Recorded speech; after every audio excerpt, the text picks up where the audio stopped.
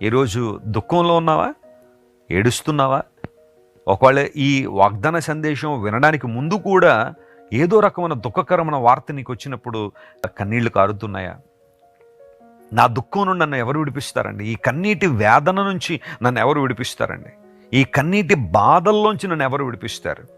ఒక కుటుంబ సమస్యను కలిగి ఉండొచ్చు, లేదా ఒక వైఫల్యం ద్వారా నువ్వు ఏడుస్తుండొచ్చు, ఒక ఫెయిల్యూర్ నువ్వు ఎదుర్కోవడం వలన నీ జీవితంలో దుఃఖం ఉండొచ్చు. కానీ ఈరోజు దేవుడు నీతో మాట్లాడుతున్నాడు. ఆయన మాత్రమే నీకు నిజమైన ఆనందాన్ని, సంతోషాన్ని ఇవ్వగలిగిన దేవుడు. ఆయనను బట్టి ఆమేన్. దావీదు తన దేవుణ్ణి బట్టి ధైర్యం తెచ్చుకున్నాడని లేఖనాల్లో మనం చూస్తాం. ఒక భయంకరమైన సంఘటన ఎదుర్కొన్నాడు దావీదు. ఆ సందర్భంలో దేవుణ్ణి బట్టి ధైర్యం తెచ్చుకున్నాడు. అతనికి ధైర్యం ఇచ్చే అంశం ఒక్కటి లేదు, కానీ దేవుణ్ణి బట్టే ధైర్యం తెచ్చుకున్నాడు. ఆ తర్వాత అనేకమైన ఆశీర్వాదాలు పొందుకున్నాడు. ప్రియ దేవుని బిడ్డ, ఈరోజు దేవునిని బట్టి నువ్వు సంతోషంగా ఉండాలి. ఆయన్ను బట్టి నువ్వు అతిశయించాలి, ఆయన్ను బట్టి ఆనందించాలి. అలాంటి కృప దేవుడు మీకు ఇవ్వాలని మనస్ఫూర్తిగా కోరుతున్నాను.